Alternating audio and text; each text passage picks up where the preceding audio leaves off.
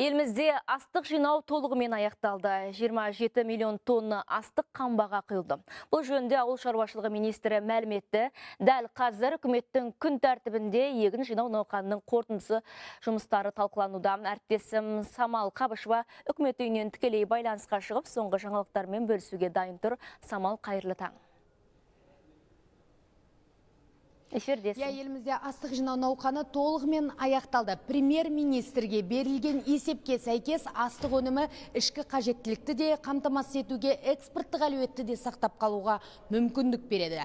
Диқандарға құлақ қағыз. Келер жылғы көктемгі егіс жұмыстарын ерте қаржыландыру бағдарламасы жалғасады. Осыған байланысты 1 қазаннан бастап 2026 жылғы көктемгі дала жұмыстарына өтінім қабылдау басталды.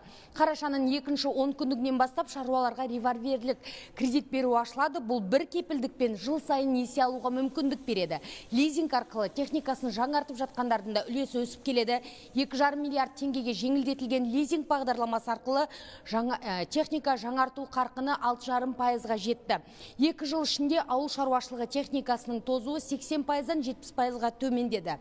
Дегенмен министрдің ақпаратына сәйкес шаруалардың шамамен 12%-ында өнімділік әлі де төмен деңгейде қалып отыр.